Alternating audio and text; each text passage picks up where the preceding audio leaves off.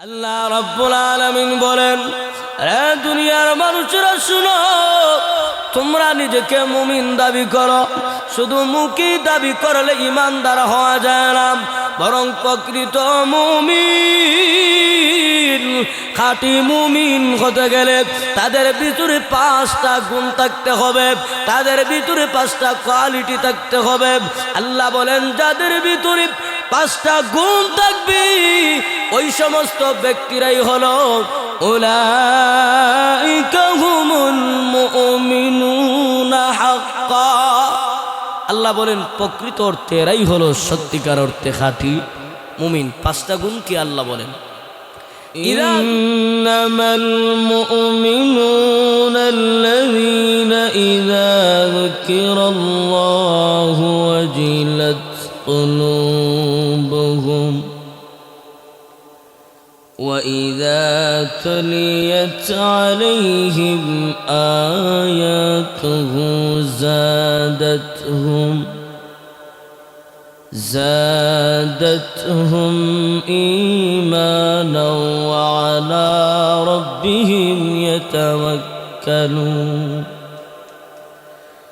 الذين يقيمون الصلاة ومما رزقناهم ينفقون أولئك هم المؤمنون حقا لهم درجات عند ربهم ومغفرة ورزق كريم آمنت بالله صدق الله ومولانا العظيم وصدق رسوله النبي الأمي الكريم ونحن على ذلك من الشاهدين والشاكرين والحمد لله رب العالمين صلى الله على سيدنا ومولانا محمد وعلى آله وأصحابه وسلم بلغ العلا بكماله كشف الدجى بجماله حسنت جميع خصاله صلوا عليه وآله لا إله إلا الله لا إله إلا الله لا إله إلا الله لا إله إلا الله سبحان الله والحمد لله لا إله إلا الله لا إله إلا الله হায়াতের মালিক জি আল্লাহ, মৌতের মালিক সেই আল্লাহ। লা ইলাহা ইল্লাল্লাহ লা ইলাহা ইল্লাল্লাহ। হাতে করো হাতের কাম, পায়ে করো পায়ের কাম, জবানে শুধু বলো হে মুমিন আল্লাহ পাকের জাতি নাম। লা ইলাহা ইল্লাল্লাহ লা ইলাহা ইল্লাল্লাহ লা ইলাহা ইল্লাল্লাহ লা ইলাহা ইল্লাল্লাহ লা ইলাহা ইল্লাল্লাহ লা ইলাহা ইল্লাল্লাহ লা ইলাহা ইল্লাল্লাহ মুহাম্মাদুর রাসূলুল্লাহ সাল্লাল্লাহু আলাইহি ওয়াসাল্লাম। কাশীনগর প্রবাসী কল্যাণ ফোরাম ও এলাকাবাসীর উদ্যোগে বাৎসরিক ওয়াজ ও দোয়া মাহফিলের চলমান অধিবেশনের সম্মানিত মুহতারাম সভাপতি সাহেব দামাত বারাকাতুহুম, আমার সামনে উপস্থিত ধর্মপ্রাণ মুসলমান ভাইয়ারা, বাড়িঘরে অবস্থানরত পর্দানিশীল মা ও বোনেরা, আমরা শুরুতেই রব্বে কাবার দরবারে অসংখ্য গণিত শুকুর ও সুজুদ যে রব্বুল আলামিন অত্যন্ত দয়া এবং মায়া করে আল্লাহ রব্বুল আলামিন দুনিয়ার যায় ঝামেলা থেকে ফারেক করে এরকম একটা বরকতি রহমতি মজলিসে আসার বসার দিনই কিছু কথা বলার জন্য আল্লাহ তাআলা সুযোগ করে দিয়েছেন, তৌফিক দান করেছেন। এজন্য অন্তরের অন্তঃস্থল থেকে কালিমাতুশ শুকর আদায় করি, একটু জবান খুলে বলি আলহামদুলিল্লাহ। প্যারে হাজিরিন, আমরা বড় ভাগ্যবান যে মুসলমানের ঘরে জন্ম নিয়া মুসলমানের সন্তান হিসাবে পরিচয় দিই মুসলমান ইমানদার, কথা ঠিক না বেটি? কিন্তু নবী তার সাহাবায়ে কেরামের যুগটা ছিল এমন, ওনারা সহজে ঈমান পান নাই, বরং ঈমানের জন্য তাদের রক্ত দিতে হয়েছে, গড় ছাড়তে হয়েছে, সন্তান সন্ততি কুরবান করতে হয়েছে, কথা ঠিক না বেটি? এত ত্যাগ আর বিনিময়ের পরেই পেয়েছেন ঈমান। আর আমরা বড় ভাগ্যবান, মুসলমানের ঘরে সন্তান হিসাবে আল্লাহ তাআলা দয়া করে আমাদের মুসলমানের ঘরে জন্ম দিয়া ঈমানের দৌলত দিছেন। তবে যদিও আমরা মুসলমানের ঘরে জন্ম নিয়া মুসলমান ইমানদার, কিন্তু আমাদের কাজকর্মে কিন্তু প্রমাণ করে না যে আসলেই আমরা ইমানদার। কারণ বর্তমানে আমরা যদি একটু পর্যালোচনা করি, আমাদের সময়কে নিয়ে, আমাদের নিজেকে নিয়ে যদি একটু চিন্তা করি, আমাদের সমাজ ব্যবস্থার দিকে যদি একটু খেয়াল করি, তাহলে দেখতে পারবো আমাদের সমাজ ব্যবস্থা, আমাদের ব্যক্তিগত জীবন পরিচালনা, আমাদের পরিবার পরিচালনা, আমাদের সমাজ পরিচালনা সম্পূর্ণ ইসলামের নীতির বাইরে, ঠিক না বেটা? আমরা দাবি করি মুসলমান, দাবি করি ইমানদার, কিন্তু দেখা যায় ইহুদি আর খ্রিস্টানদের কালচার গ্রহণ করি, চুলটাও কাটি ওদের স্টাইলে। আমার কথায় যুবক ভাইরা হয়তো নারাজ হইতে পারেন, কিন্তু এটাই বাস্তব। কিন্তু আমাদের তো এদের মতো চললে হবে না। আমরা ইমানদার মুসলমান, আমাদের বাধ্যবাধকতা আছে। আমাদের এই দুনিয়ায় আসার পর মন চাহি চললে হবে না। আমাদের একটা বাধ্যবাধকতা আছে, আল্লাহর বিধান আছে। আমাদের এই দুনিয়ায় যতদিন থাকব আল্লাহর গোলামি করব তার বিধান মতে। কিন্তু দেখা যায় আমরা স্বীকার করি আল্লাহর গোলাম, পরিচয় দেই মুসলমান, দাবিও করি ইমানদার, কাজকর্ম সম্পূর্ণ অনিয়ম। দাবি করি ইমানদার, আবার দুর্বলের উপর জুলুম করি। দাবি করি ইমানদার, আবার গান বাজনার আয়োজন করি। দাবি করি মুসলমান, আবার ইহুদি খ্রিস্টানদের যেই উৎসব সেগুলাতে অংশগ্রহণ করি। বুঝা গেল আমরা দাবিতে সত্যবাদী নয়। মুখে দাবি করলেই ইমানদার হওয়া যায় না। ইমানদার হতে গেলে তাদের ভিতরে কিছু কোয়ালিটি আর গুণ থাকার প্রয়োজন। কারণ মুখে বললে ইমানদার হওয়া যায় না, কিছু গুণ দরকার। কারণ এই মুমিন ইমানওয়ালার এত দাম, এত মর্যাদা যে আল্লাহ বলেন আল্লাহু ওয়ালিয়ুল্লাযীনা আমানু, আল্লাহ বলেন আমি আল্লাহ নিজেই ইমানদারদের অভিভাবক। সুবহানাল্লাহ। আল্লাহ বলেন ইমানদারদের অভিভাবক আমি আল্লাহ। অভিভাবক, বন্ধু। আচ্ছা বলেন তো, কেউ যদি দাবি করে যে উনি আমার বন্ধু বা আমি ওনার বন্ধু, তাইলে ওনার সামনে কেউ আমারে টাচ করতে পারবে না।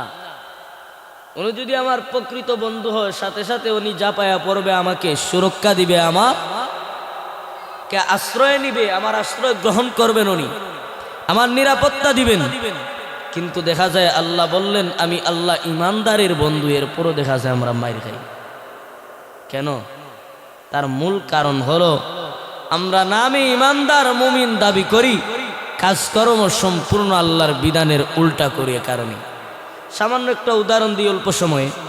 কিভাবে আমরা ঠিকই আল্লাহর বান্দা, আল্লাহর অভিভাবক, আল্লাহ আমাদের অভিভাবক ঠিকই, কিন্তু আজকে আমরা নির্যাতিত হই। তার মূল কারণ আমরা দাবির মধ্যে সত্যবাদী নয়, আমরা আল্লাহর বিধান সঠিকভাবে পালন করি না। যেমন দুই বন্ধু, উদাহরণস্বরূপ এই বিষয়টা বোঝানোর জন্য, উদাহরণস্বরূপ দুই বন্ধু আজকে শুনছে যে কাশীনগর প্রবাসী কল্যাণ ফোরামের উদ্যোগে আজকে ওয়াজ। এই ওয়াজকে লক্ষ্য করে এক বন্ধু আরেক বন্ধুকে বলতেছে যে বন্ধু, ওই ওয়াজে অমুক বক্তা আসবেন, উনি খুব আমার পছন্দের, তবে বন্ধু আমি অসুস্থতার কারণে অথবা ব্যস্ততার কারণে মাহফিলে যেতে পারতেছি না, তুমি কি যাইবা? বলে হ্যাঁ যাইব। এবার ওই বন্ধু বলে ঠিক আছে, তুমি যে যাইবা ওই কাশীনগর যাইতে তোমার যাতায়াত ভাড়ার প্রয়োজন, আমি ভাড়াটাও দিলাম। সাথে আবার বন্ধু তার বন্ধুকে বলে দিছে যে বন্ধু তোমার হাতে যেই মোবাইল ফোনটা আছে, এই ফোন দিয়া আমার পছন্দের বক্তার বয়ানটা রেকর্ড করে আনবা, কারণ আমি তো আর অসুস্থতার কারণে ওই জায়গায় যাইতে পারি নাই, সুতরাং তুমি রেকর্ড করে নিয়ে আসবা, আমি ওনার বয়ানটা শুনতে পারবো। বন্ধু বলে ঠিক আছে। এবার উনি যাতায়াত ভাড়াও দিল, উনি ঠিকই ওয়াজ পর্যন্ত আসলো ঠিক, কিন্তু ভ্যান্ডাল পর্যন্ত বন্ধু আসলো না।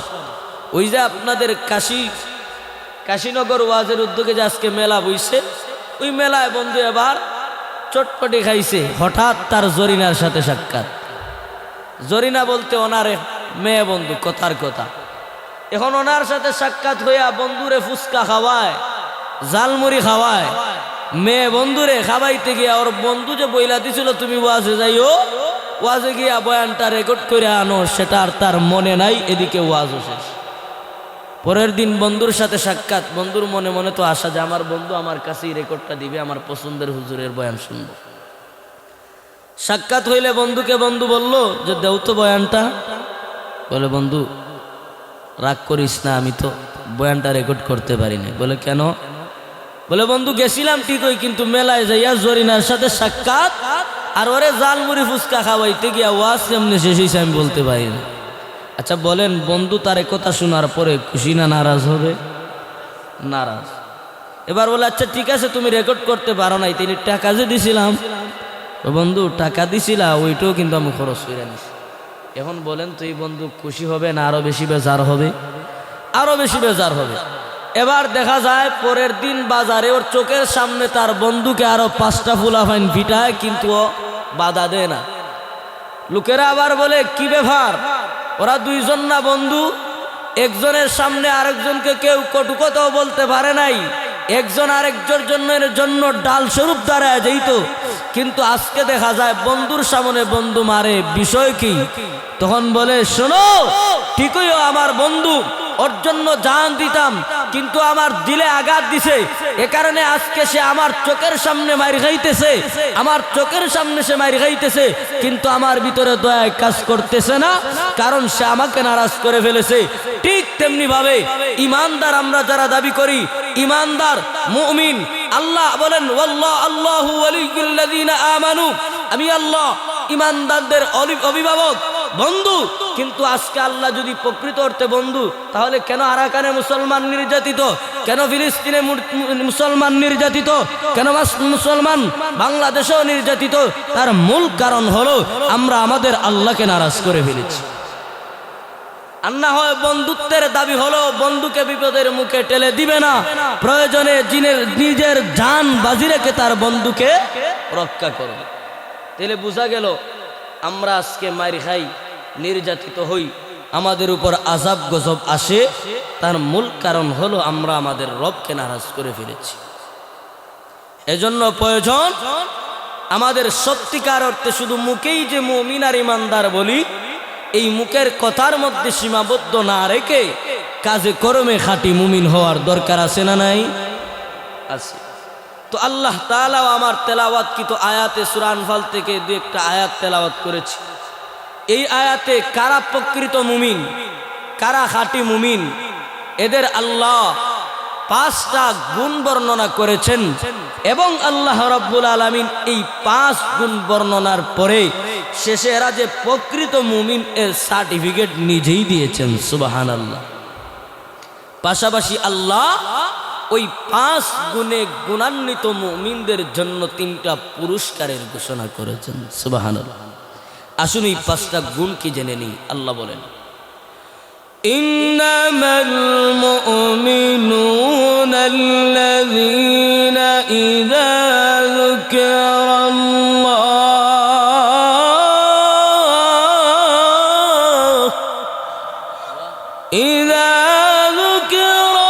যুকিরাল্লাহু ওয়াজিলাত কুলুবুহুম। আল্লাহ রাব্বুল আলামিন বলেন, রে দুনিয়ার মানুষেরা শুনো, তোমরা নিজেকে মুমিন দাবি করো, শুধু মুখে দাবি করলে ইমানদার হওয়া যায় না, বরং প্রকৃত মুমিন খাঁটি মুমিন হতে গেলে তাদের ভিতরে 5টা গুণ থাকতে হবে, তাদের ভিতরে 5টা কোয়ালিটি থাকতে হবে। আল্লাহ বলেন, যাদের ভিতরে 5টা গুণ থাকবে ওই সমস্ত ব্যক্তিরাই হলো উলাইকা হুমুল মুমিনুনা হাক্কা। আল্লাহ বলেন, প্রকৃত অর্থে এরাই হলো সত্যিকার অর্থে খাঁটি মুমিন। 5টা গুণ কি আল্লাহ বলেন? ইযা যুকিরাল্লাহু ওয়াজিলাত কুলুবুহুম। আল্লাহ বলেন, যখন তাদের সামনে আল্লাহর নাম উচ্চারণ করা হয় তখন ওয়াজিলাত কুলুবুহুম, তাদের অন্তর প্রকম্পিত হয়।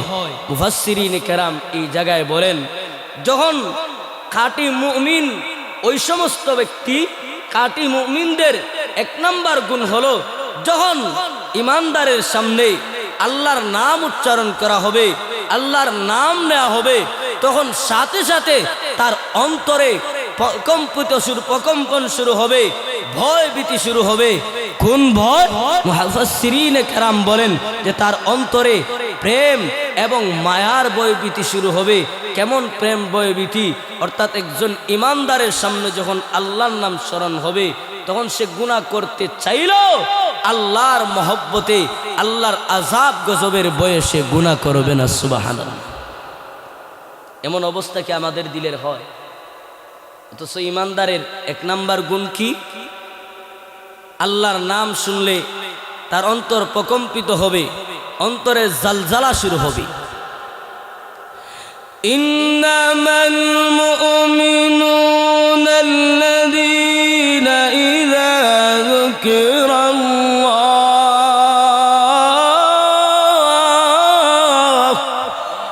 আল্লাহ রাব্বুল আলামিন বলেন, রে দুনিয়ার মানুষেরা শুনো, খাঁটি মুমিন হলো ওই সমস্ত ব্যক্তি তাদের সামনে আল্লাহর নাম স্মরণ করা হলে, আল্লাহর নাম উচ্চারণ করা হলে তাদের অন্তর প্রকম্পিত হয়, ভীত হয়। অর্থাৎ ওই ব্যক্তি যখন আল্লাহর নাম শুনে, এমন সময় যখন গুনাহ করতে প্রস্তুত, তার সামনে গানের আয়োজন, তার সামনে গানের আসর, গান শুনতে গেছে, কিন্তু সাথে সাথে মসজিদে মুয়াজ্জিনের কণ্ঠে আযান শুনে, আল্লাহু আকবার, মসজিদে মুয়াজ্জিনের কণ্ঠে শুনে হাইয়া আলাল ফালাহ, কল্যাণের দিকে আসো, হাইয়া আলাস সালাহ, সালাতের দিকে আসো, নামাজের দিকে আসো। যখন সে গুনার মজলিসে, এমন সময় যখন আল্লাহর নাম শুনে, আল্লাহর নাম শোনার সাথে সাথে তার অন্তরের অবস্থা হয় এমন, অন্তরের মধ্যে জালজালা শুরু হয়ে যায়, যা আখিরাতের ভয় ফিকির ঢুকে যায়, আল্লাহর আযাব গজবের ভয় ঢুকে যায়। সাথে সাথে এই জিনিসটা অন্তরে থাকে, হায় রে আমার আল্লাহ আমাকে কত আদর করে, কত মায়া করে সৃষ্টি করেছেন, আল্লাহ আমাকে নাজ নিয়ামত দিচ্ছেন, কেমনে ওই আল্লাহর নাফরমানি করি, যেই সমস্ত বান্দার অন্তরের অবস্থা এমন হবে, আল্লাহ বলেন ওই সমস্ত ব্যক্তিরাই হলো খাঁটি মুমিন। তাহলে খাঁটি মুমিনের এক নাম্বার গুণ, আল্লাহর নাম যখন তাদের সামনে উচ্চারণ করা হয়, যখন তারা আল্লাহর নাম শুনে, সাথে সাথেই তাদের অন্তরে একটা ঝালঝালা শুরু হয়, প্রকম্পন শুরু হয়। অর্থাৎ এক তো তার অন্তরের অবস্থা হবে এমন, সে আল্লাহর মহব্বত প্রথমে তার অন্তরে জাগবে, চিন্তা করবে আমার আল্লাহ আমাকে সৃষ্টি করেছেন, আল্লাহ আমাকে এত নিয়ামত দিচ্ছেন, আমি আল্লাহর নিয়ামতে ডুবে আসি, কি করে আমি আল্লাহর নাফরমানি করি, কিভাবে আমি আল্লাহর হুকুম নামাজ থেকে নিজেকে দূরে রাখি। যখন আজান শুনবে, আজানে আল্লাহু আকবার, আল্লাহর ধ্বনি শুনবে, সাথে সাথে তার অন্তরে প্রকম্পিত শুরু হবে, প্রকম্পন শুরু হবে, আর সে আল্লাহর ভালোবাসায় মহব্বতে একটু অন্তরে ঢুকবে, পাশাপাশি আল্লাহর আযাব গজবকে ভয় করে গুনাহ পরিত্যাগ করবে। সুবহানাল্লাহ। তাইলে বোঝা গেল আল্লাহর নাম শুনলে অন্তরে ভয় আসা, এটা মুমিনের এক নাম্বার গুণ। এই ভয় যারা করবে, এই ভয় ভীতি যাদের অন্তরে থাকবে, ওই সমস্ত মানুষ গুনাহ থেকে বাঁচা সহজ। কারণ দুনিয়ার আইন দিয়া, প্রশাসনের লাঠির ভারী দিয়া চুরকে কখনো ভালো করা সম্ভব না। কারণ প্রশাসন, পুলিশ চুর দৈরা নিয়ে জেল ঘাটে কিছুদিন সাজা বুক করার পরে বাইরে যখন মুছে তেল দিয়া বাইরে, কারণ চামড়ায় বাড়ি দিলে চামড়া তো আর হেদায়েত আসবে না, অন্তর তো আসল। তাহলে বোঝা গেল পুলিশের বাড়িতে চামড়া যদিও ক্ষতিগ্রস্ত হয়, চামড়া যদিও একটু স্বাদ অনুভব করে শাস্তির, কিন্তু দিলে তো সেটা তার ভয় না। মানুষকে সংশোধন করতে হলে একমাত্র তার অন্তরে আল্লাহর ভয় থাকতে হবে। আর যে সমস্ত ব্যক্তি নিজেদের অন্তরে আল্লাহর ভয় ঢুকাইছে, আল্লাহর ভালোবাসা আর ভয় অন্তরে ঢুকাইছে, ওই সমস্ত মানুষ দুনিয়াতে দামি হয়ে গেছে। ওই সমস্ত মানুষের জন্য গুনাহ ছাড়া সম্ভব। এজন্য আমাদের সর্বদা আল্লাহকে ভয় করতে হবে, ফিকির করতে হবে যে আল্লাহ আমাকে সৃষ্টি করেছেন, আল্লাহ চাইলেও আমাকে সাপ বিচ্ছু করে সৃষ্টি করতে পারতেন, কিন্তু করেন নাই। আল্লাহ মায়া করে, মহব্বত করে আশরাফুল মাখলুকাতের ভিতরে মানাইয়া আল্লাহ আমাকে সৃষ্টির সেরা বানাইয়া মানুষ হিসাবে, ইনসান হিসাবে সৃষ্টি করেছেন। অতএব আমি কেমনে গুনাহ করি? এজন্য বলবো, যখন ওই গুনাহ করতে প্রস্তুত, গুনার মজমা সামনে, তখনই কিন্তু একটু রবকে স্মরণ করবেন, দেখবেন গুনাহ ছাড়া সহজ হয়ে যাবে।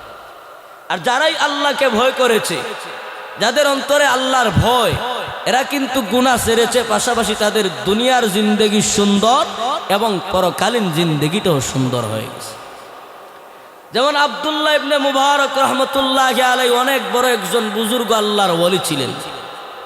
ওনার জমানার একজন বড় আলেম স্বপ্নে দেখলেন ওই আব্দুল্লাহ ইবনে মুবারককে। ওনাকে স্বপ্নে দেখার পরে বললেন, হুজুর আপনি তো অনেক বড় আলেম, অনেক বড় আল্লাহর ওলি, তো আল্লাহ তাআলা আপনার সাথে কেমন আচরণ করেছেন? এমনি উনি বললেন, আল্লাহ আমার সাথে ভালো আচরণ করেছেন, আল্লাহ তাআলার দয়া গুণে আমি জান্নাত পেয়েছি। আমল করে জান্নাত পাওয়া আমার জন্য, আমি আব্দুল্লাহ ইবনে মুবারকের পক্ষে সম্ভব হয় নাই। তবে আমার আফসোস, আমার চেয়ে দামি জান্নাত আমার পাশের বাড়ির কামার লোকটা পেয়ে গেছে। সুবহানাল্লাহ। এই জিনিসটা স্বপ্নে দেখলেন এতটুকু, এরপরই ওনার ঘুম ভেঙে গেল। এবার ওনার মাথার মধ্যে চিন্তা, কি ব্যাপার? আব্দুল্লাহ ইবনে মুবারক অনেক বড় একজন আল্লাহর ওলি, ওনার জান্নাতের চাইতে সাধারণ একজন খামার ব্যক্তি, তার এমন দামি জান্নাত হয়ে গেল, সে তো দামি জান্নাতের মালিক হয়ে গেল, কি এমন আমল জানতে হবে। এবার ওই লোকটা তার বাড়িতে যায়, পর্দার আড়াল থেকে তার স্ত্রীকে লক্ষ্য করে বলল, ওই কামারের স্ত্রীকে, যে তোমার স্বামীর কি এমন গুণ ছিল যে আমি গত রাত্রিতে স্বপ্নে দেখলাম আব্দুল্লাহ ইবনে মুবারকের সাথে স্বপ্ন যুগে আমার সাক্ষাৎ। আব্দুল্লাহ ইবনে মুবারক বললেন যে ওনার জান্নাতের চাইতে নাকি দামি জান্নাত আল্লাহ তোমার স্বামীকে দান করেছে। কি এমন আমল? এমনি আব্দুল খামারের স্ত্রী ডাক দেয়া বলেন, ওগো আল্লাহর ওলি,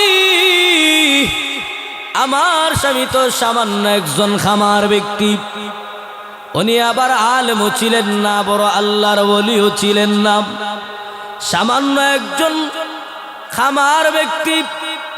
ওনার তেমন ভালো কোনো গুণ আমার জানা নাই, তবে আমার মনে হয় আমার জানা মতে ওনার দুইটা গুণ ছিল। কি দুইটা গুণ? এবার ওই খামারের স্ত্রী ডাক দেয়া বলে, আল্লাহর ওলি গো, আমি লক্ষ্য করে দেখতাম আমার স্বামী রাত্র গভীর যখন হইত, গভীর রাত্রিতে, গরমের রাত্রিতে, আমার স্বামী যখন চন্দনীর রাত্রিতে ওনার ওই খামারের কাজ করতেন, দাও খন্তি এগুলা যখন আগুনে পোড়ায়া বানাইতেন। আবার আমাদের পাশের বাড়ি ছিল আব্দুল্লাহ ইবনে মুবারক, আল্লাহর ওলি। আমার স্বামী উনি নিজের কাজ করতেন আর আব্দুল্লাহ ইবনে মুবারকের দিকে তাকাইয়া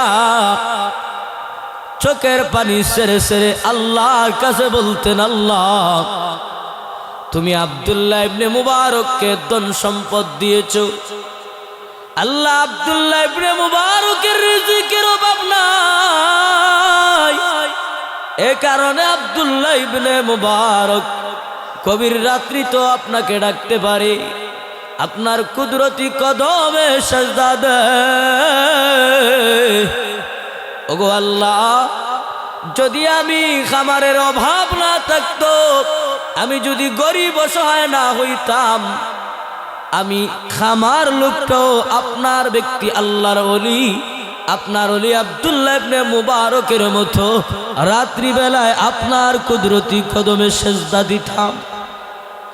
খামারের স্ত্রী এই কথা বলে আমার স্বামী আফসোস করতেন, ইবাদতের আফসোস ওনার অন্তরে থাকতো।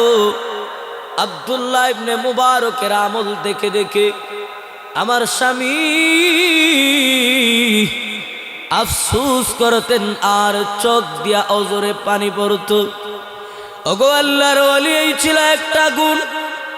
আরেকটা গুণ ছিল আমার স্বামীর, আমি লক্ষ্য করে দেখতাম যখন মুয়াজ্জিন মসজিদে আযান দিত, আমার স্বামী যখন আযানের ধ্বনি শুনতে পাইত,